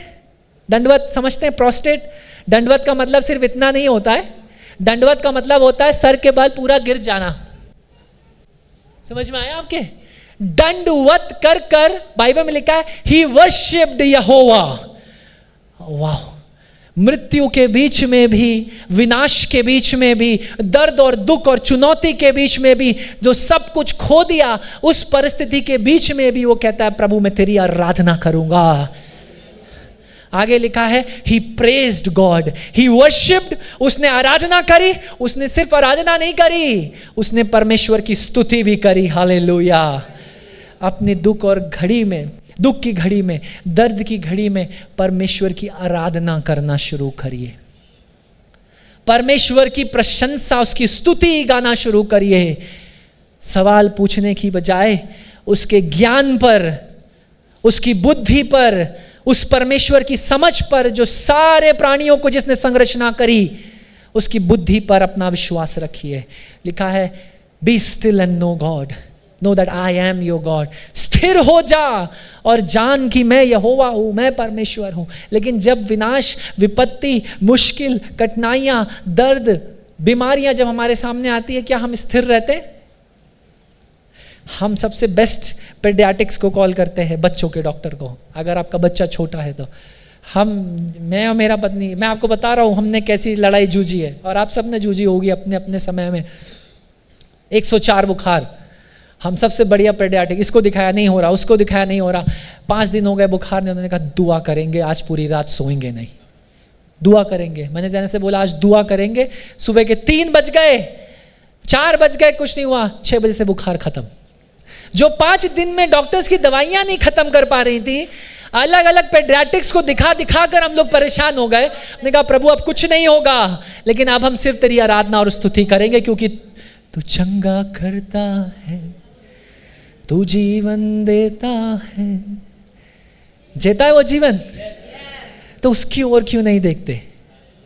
हमारी आंखें हर जगह घूम जाती हैं, लेकिन उस यहोवा की ओर नहीं घूमती, जहां भजन लिखने वाला कहता है मैं अपनी आंखों को उन पर्वतों की ओर उठाऊंगा, क्योंकि मेरी सहायता कहां से आती है? आपकी सहायता कहां से आती है? बोले मेरी सहायता यहोवा से आती है। क्या मैं डॉक्टर्स को दरकिनार कर रहा हूं? बिल्कुल नहीं।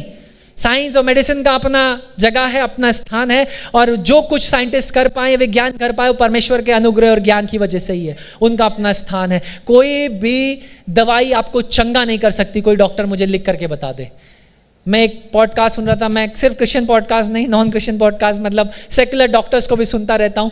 तो एक बहुत प्रसिद्ध, सुप्रसिद्ध डॉक्टर पॉडकास्ट करे, मिलियन फॉलोअर्स, और कह रहे, सुनिए, पॉडकास्ट करने में से कह रहे कोई दवाई आपको चंगा नहीं कर सकती है, ये मैं डॉक्टर हूँ, 45 साल से मैं इस पेशे में हूँ, आपको बता दूँ कोई दवाई चंगा नहीं कर सकती। खाली जो सिम्टम्स हैं, जो दिग्लक्षण हैं, उनको रोक सकती है। चंगा करने वाला सिर्फ परमेश्वर है। ये एक डॉक्टर बोल रहा है भाई, मैं नहीं बोल रहा, सेकुलर डॉक्टर बोल रहा है कि मेरी दवाइयां आपको चंगा नहीं कर सकती, मैं तो सिम्टोमेटिक इलाज करता हूं, जो लक्षण दिखते हैं उसका इलाज करता हूं, लेकिन चंगाई तो वो यहोवा ही दे सकता है, जिसने आपकी संरचना को बड़े भय के साथ, बड़ी अद्भुत रीति से आपको और मुझे रचा है। मेरे प्रियो, हो सकता है कई सालों से आप प्रार्थना करते आ रहे हो किसी चीज के लिए, किसी चंगाई के लिए, और यही सवाल आपके दिल में उठता होगा कि प्रभु सब कुछ है, लेकिन क्यों तू उत्तर नहीं देता, क्यों तू चुप है। मैं आपको बोलूंगा सवाल करना बंद कर दीजिए। Don't ask questions from God, he is all sovereign. वो सर्वव्यापी परमेश्वर है, सर्व सामर्थी परमेश्वर है, सर्वज्ञानी परमेश्वर है, सब कुछ जानने वाला परमेश्वर है, और अपने ज्ञान में उसे पता है वो क्या कर रहा है। उससे सवाल मत पूछिए, वरना आपका हाल भी अय्यूब की तरह होगा। 40वें अध्याय तक परमेश्वर चुप रहा, लेकिन 41 से परमेश्वर ने बोलना शुरू किया, और जब बोलना शुरू किया तो अय्यूब ने बताया क्या कहा, प्रभु मैं पापी हूं, मुझे क्षमा कर कि मैंने तेरे पर सवाल को उठाया। प्रभु ने कहा शाबाश, तूने गलती को माना, शाबाश। और उसके आगे लिखा प्रभु ने उसको दुगनी आशीषें दी। दुगनी आशीषें। आपकी परीक्षा आपका नेक्स्ट स्टेप है ग्रो करने के लिए। जैसे बच्चों की परीक्षा लेते हैं टीचर्स ना, नेक्स्ट क्लास में पहुंचाने के लिए, आत्मिक रीति से कई बार परीक्षाएं आपके आत्मिक लेवल पे ग्रो करने के लिए है। प्रभु ले करके जा रहा है। जब विपत्तियां आए, दुख आए, दर्द आए, परमेश्वर से सवाल मत पूछिए। करना क्या है, परमेश्वर के ज्ञान पर भरोसा रखिए। वो सर्वज्ञानी है। पर अपनी समस्याओं के बीच, अपनी दिक्कतों के बीच, जीवन के तूफानों के बीच, बीमारियों के बीच, जब आप अपने प्रेमी जनों को, नाते रिश्तेदारों को खो देते हैं अचानक से, इन सारी परिस्थितियों के बीच अपना भरोसा, अपना विश्वास परमेश्वर के ज्ञान पर, उसकी बुद्धि पर बना करके रखिए, ये जानते हुए कि परमेश्वर को पता है वो क्या कर रहा है। आपको उसे बताने की या सिखाने की जरूरत नहीं है। मैं वरिष्ठ पासवान से बातचीत करते रहते हैं, कई बार हम लोग कई सारे वचनों को लेकर हम आपस में डिस्कस करते रहते। तो पास्टर ने एक बहुत अच्छी चीज़ मुझे बताई, हम लोग बातचीत कर रहे थे, शायद यहाँ पर भी बताया है। बोला महेन, मलयालम में है ये कहावत, तो मैं हिंदी में इसको आपके लिए इंटरप्रेट कर रहा हूँ। कह रहे मैं बाप बन सकता हूँ, लेकिन अपने पिता का पिता नहीं बन सकता। समझ में आया आपको?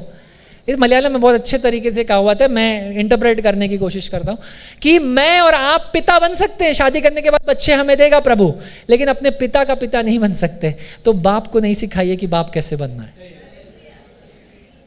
पिता को ना सिखाए कि पिता कैसे बनना है। उसको पता है अपने सर्व ज्ञान में मैं क्या तुम्हारे जीवन में कर रहा हूं। काम क्या करना है, भरोसा, विश्वास, उन परिस्थितियों के बीच में परमेश्वर पर विश्वास करना है। हो सकता है यही सवाल जो इस जवान बच्चे का नाड़ियार में था, जो मैंने आपको बताया शुरुआत में, कहाँ है वो प्रभु जिसने मेरे पिता को चंगा नहीं किया। मैंने उससे पूछा, उस बच्चे से पूछा कि अगर मैं तुम्हें प्रभु, कहने लगा भैया मुझे साइंस पे विश्वास है, मुझे प्रभु पे विश्वास नहीं है। मैंने कहा तुम बाइबल पढ़ते हो? कहते हैं नहीं। बोला अगर आप मुझे, मैंने बोला अगर मैं तुम्हें बाइबल के पहले ही वचन में परमेश्वर दिखा दूं, क्योंकि तुम विज्ञान के स्टूडेंट हो, तो तुम क्या प्रभु को मानोगे? कह रहे भैया हो ही नहीं सकता, आप मुझे एक वचन पढ़ के। मैंने कहा चलो मैं कुछ और नहीं पढ़ूंगा, मैं उत्पत्ति का पहला अध्याय पहला वचन बनूंगा। क्या वचन लिखा है उसमें? आदि में परमेश्वर ने, और उस वचन ने उसका जीवन बदल दिया। मैंने बोला आदि में यानी समय, परमेश्वर ने आकाश यानी स्पेस, और पृथ्वी यानी मैटर।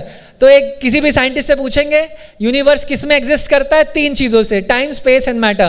तो इस सृष्टि को बनाने वाले, इस टाइम की संरचना को करने वाले, इस ब्रह्मांडल को बनाने वाला परमेश्वर पहले ही वचन में है कि आदि में परमेश्वर समय की शुरुआत कर दी, आकाश बहुमंडल की, पृथ्वी मैटर तत्व की, और वो उस दिन था और आज के दिन हो भाई। उसने कलीसिया जाना शुरू कर दिया, परमेश्वर पर भरोसा करना शुरू कर दिया। दैट वॉज हिज लड़ाई, वो उसकी लड़ाई थी परमेश्वर के संग। मेरी और आपकी लड़ाई आज की सुबह परमेश्वर के साथ क्या है? प्रभु क्यों तू नहीं मुझे चंगा करता? किस दर्द, किस दुख, किस पीड़ा, किस कठिनाई के लिए हम परमेश्वर से सवाल पूछ रहे हैं? मेरा प्रोत्साहन आज की सुबह यह है, सवाल पूछना बंद कर दीजिए। उसके ज्ञान पर, उस सर्वज्ञानी परमेश्वर के ज्ञान पर भरोसा रखिए। जब वो गीत गाते हैं, मेरा भरोसा तुझ पर खड़ा है, मेरा यकीन तुझ पर ही तो है, ये सिर्फ गाने के लिए है कि दिखाने के लिए है? मैं कई बार बोलता हूं, जो गीत हम यहां से गाते हैं ये हमारी गवाही बन जानी चाहिए। तेरे लहू के पाक वसीले से, प्रभु तेरा पाक लहू मेरे घर, मेरे परिवार के चारों ओर लगा है, तो मुझे क्या हानि है? जिसको आना है आके दिखाए। भाई, घर अगर आपका, परिवार आपका, मेरा बच्चा आपका, मेरी संपत्ति आपका, मेरा धन आपका, तो बचाने की काम किसका है? बढ़ाने का काम किसका है? और जब तक, लेकिन समस्या ये, मेरे बच्चा भी मेरा परिवार भी मेरा धन भी मेरा स्वास्थ्य भी मेरा, इसीलिए मैं ही बचा रहा हूं, मैं ही बचाने की कोशिश कर रहा हूं, लेकिन बचा नहीं पा रहा हूं, मैं ही कोशिश कर रहा हूं अभी तक। Let God become God in your lifes. प्रभु आपके जीवनों का, आपके परिवारों का और आपके हर वस्तु और जीवन के हर आयाम का परमेश्वर बन जाए।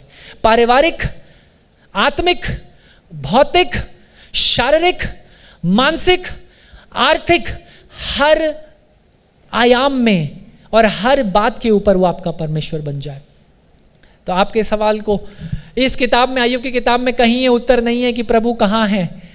उत्तर सिर्फ इतना ही मिलता है कि कठिनाई, दुख, दर्द, नाश, विनाश की पीड़ा के बीच में हम अय्यूब के समान परमेश्वर पर भरोसा रखें, और उस दुख और दर्द में आपका स्वभाव आराधना और स्तुति का हो, जैसे अय्यूब ने रखा। आराधना करी, स्तुति करी, परमेश्वर की प्रशंसा करी। ऐसा कोई भी कारण नहीं था कि परमेश्वर उसे दुख से लेकर के जाए। देखिए ना, उसका चरित्र कितना अच्छा था, ऐसा कोई भी कारण नहीं था। तो कई बार आप दुख, आप कठिनाइयों से, आप मुश्किलों से होकर के निकलेंगे, इसलिए नहीं क्योंकि आपके जीवन में पाप है, इसलिए नहीं, लेकिन इसलिए क्योंकि आप सच में खरे हैं, सच में विश्वास योग्य हैं, सच में धर्मी हैं, सच में परमेश्वर का भय मानते हैं, सच में परमेश्वर का आदर करते हैं। इसलिए कई बार परमेश्वर आपको दुख और पीड़ा से लेकर के जाएगा, सिखाने के लिए, खरा, ताकि वो साबित कर सके कि सच में मेरा दास अय्यूब के समान कोई नहीं है। मेरी प्रार्थना आज के सुबह, ये गवाही जो अय्यूब की थी, ये प्रमाण पत्र जो परमेश्वर ने अय्यूब के लिए दिया, हम सब के लिए परमेश्वर देने पाए। हम सब अपने स्थानों पर खड़े हो जाएंगे।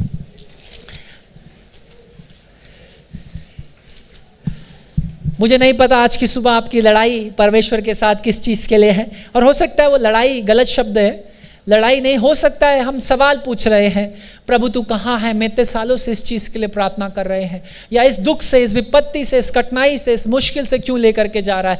मैं आपको इनकरेज करूँगा, प्रोत्साहित करूँगा, सवाल पूछना बंद कर दें। उसके सर्व ज्ञान पर आज की सुबह हमें भरोसा रखना है। आइए आंखों को बंद करें, हाथों को उठाएं। मुझे नहीं पता आपके सवाल क्या हैं आज की सुबह, आपका दर्द क्या है, आपका दुख क्या है, आपके संदेह क्या है, आपकी पीड़ा क्या है, लेकिन मैं इतना जानता हूं कि वो परमेश्वर जो अय्यूब का परमेश्वर है, वो आज की सुबह आपका परमेश्वर भी है। Hallelujah, hallelujah. स्थिर हो जाए और जाने कि वो परमेश्वर है।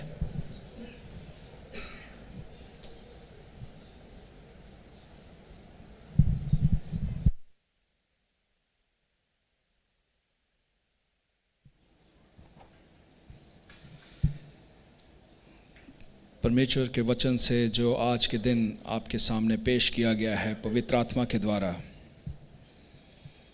वो हम तक इसीलिए पहुंचाया गया है क्योंकि परमेश्वर चाहते हैं कि हमारा ध्यान उन बातों की ओर लगाया जाए। और आज यहाँ पर जितने लोग हैं, आप में से कई लोग नौकरी कर रहे हैं, कुछ लोगों का व्यवसाय है, कुछ लोग कहीं ना कहीं सेवा कर रहे हैं, कुछ विद्यार्थी हैं, कुछ प्रशिक्षण के दौर से निकल रहे हैं, किसी ना किसी चीज़ में आप इन्वॉल्व हैं। यदि आप नौकरी में हैं या आपका व्यवसाय है, यहोवा परमेश्वर की कृपा है। हमारे हाथ पैर में दम देने वाला और बल देने वाला यहोवा परमेश्वर ही है, जो हमें इस लायक बनाता है कि हम अपनी रोज़ की रोटी को हम कमाने पाए, अपने घर को, अपने परिवार को संभाले, हमें नौकरी देने वाला, व्यवसाय देने वाला भी यहोवा परमेश्वर ही है।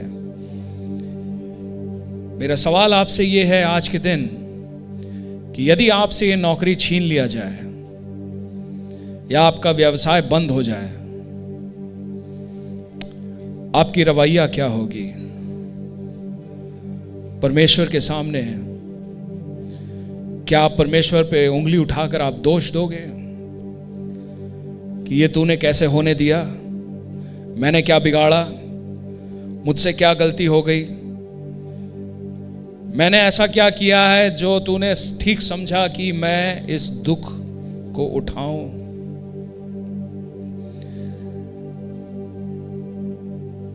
चुनौती जब सामने होती है तो फिर साथ में चुनाव भी हमारा है। चुनाव भी हमारे हाथ में है कि जब कभी ऐसा हमारे साथ हो तो हमारी प्रतिक्रिया क्या होगी। क्या हम दूसरों के समान, या दूसरों तक हम क्यों पहुंचे? अय्यूब की पत्नी ने स्वयं उससे कहा, क्या तू अभी भी अपने खराई को लिए पकड़ा है? अरे इस परमेश्वर को जिसे तूने भरोसा रखा है, इसे श्राप दे और मर जा। ये अय्यूब की पत्नी के शब्द हैं। उसमें भी अय्यूब ने कहा, ए मूर्ख स्त्री, तू नहीं जानती तू क्या कह रही है। यहोवा ने ही मुझे दिया था, यहोवा ने ही लिया है। इसमें भी उसने शैतान को दोष नहीं दिया। उसने कहा परमेश्वर ने दिया है, परमेश्वर ने लिया, उसका हक बनता है। हम कौन होते हैं पूछने वाले, हम कौन होते हैं दोष देने वाले? हमारी हिम्मत कैसे हुई कि हम कहें हम परमेश्वर से लड़ाई करें? उसने कहा धन्य हो प्रभु का नाम। आज इस बात को आपके सामने मैं इसीलिए रख रहा हूं क्योंकि आज के दिन जिंदगी की ठिकाना नहीं है, हमारा भविष्य का कोई ठिकाना नहीं है। हमारा ठिकाना केवल यहोवा परमेश्वर ही है। लेकिन क्या यह बात आपके लिए सच है कि क्या यहोवा परमेश्वर आपका ठिकाना है? क्या सर्वशक्तिमान यहोवा परमेश्वर पर ही आपका इतना भरोसा है कि भले यहोवा परमेश्वर मेरी नौकरी ले ले, मेरे रिटायरमेंट के 1 साल बाकी हैं, इस समय भी यहोवा परमेश्वर ले ले, मेरे पेंशन के भी फायदे सब रुक जाएंगे, सब कुछ छीन लिया जाए? कभी सोचा है आपने उस समय आपकी क्या रवैया होगी?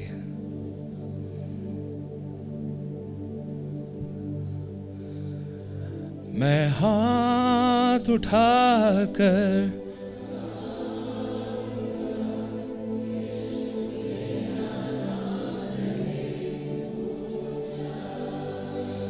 क्योंकि ऐसे अवस्था में हमारे हाथ खाली रह जाएंगे, हमारे हाथ में कुछ होगा ही नहीं। खाली हाथों को हम स्वर्ग की ओर उठाकर खाली हाथ ही हम आ पाएंगे। और यदि हम खराई पे चलने वाले लोग हैं तो फिर सच्चाई के साथ ही हम इस बात को अंगीकार कर सकते हैं। मैं हाथ उठाकर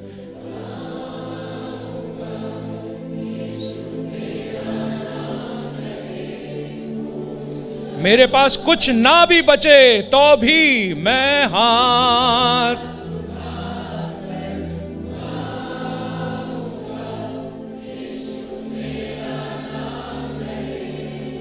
मेरे घर वाले, मेरे रिश्तेदार सब मुझे छोड़ दे तो भी मैं हाथ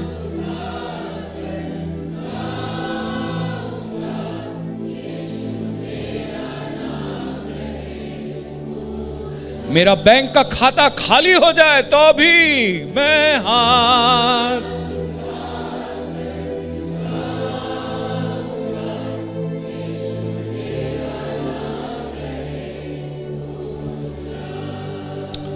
मेरी प्रार्थना बस ये है कि जैसा हमने अभी अंगीकार किया वो हमारे लिए सच्चाई बनी रहे। हबक्कुक ने जिस प्रकार से कहा वो हम भी अंगीकार करने पाए सच्चाई के साथ, अपने मुंह से अपने दिल की बात को हम कहने पाए और वो दिल की बात इस बात से मेल खाने पाए। ये मेरी प्रार्थना है कि चाहे सांसारिक तौर पे, सांसारिक रीति पर हमने भले ही सब कुछ खो दिया है, लेकिन हम जानते हैं जब हमारे पास यहोवा परमेश्वर है, जब प्रभु यीशु मसीह है, तो हमने कुछ भी नहीं खोया है। हमारे पास सब कुछ है, क्योंकि यीशु हमारे लिए सब कुछ है, यीशु हमारा सब कुछ है। तो फिर यदि यीशु हमारा सब कुछ है, तो फिर हमें किसी प्रकार का नुकसान या हानि नहीं। यदि यहोवा मेरा चरवाहा है तो मुझे सो हे पवित्र आत्मा, आज के संदेश को होने दे कि हम अपने मन में, अपने दिल में बनाए रखें। ये संदेश हमारे कानों में गूंजता रहे। कल, परसों, नरसों, जब कभी भी भविष्य में हम कठिन समय या कठिन परिस्थिति से होते हुए निकलें, तो फिर हम निश्चय ही अय्यूब को याद करें और उसकी बातों को याद करें, उसके गुणों को याद करें, उसके रवैया को हम याद करें, उसके शब्दों को हम याद करें, और उसी प्रकार से हम भी आपके चरणों में आकर हम अपने आप को आपके सामने दंडवत करने पाएं और हम भी कहने पाएं, धन्य हो प्रभु यीशु आपका नाम। इस आंधी तूफान के मध्य में, इस बहुत ही चुनौती भरी समय के मध्य में, इस संघर्ष भरे मध्य में आपका नाम धन्य होने पाए। जबकि हम इस स्थान से जाते हैं पिता, आपकी उपस्थिति हमारे संग संग है, आपकी सुरक्षा हम पर बनी हुई है। मैं धन्यवाद देता हूँ आपके लोगों पर प्रभु जी, आपके आशीष को मैं बोलता हूँ। जब वे स्थान से जाते हैं, वे आपके आशीष के साथ साथ जाने पाए। आने वाला सप्ताह एक फलवंत सप्ताह, एक विजयी सप्ताह होने पाए। हर एक बात में प्रभु जी, हर व्यक्ति जो यहाँ पर है प्रभु यीशु को महिमा देने पाए, ये मेरी प्रार्थना है। धन्यवाद के साथ प्रभु यीशु मसीह के सामर्थी नाम में हर एक जन बोले आमेन, आमेन और आमेन। हालेलुया। प्रभु आप सबों को बहुत आशीष दें।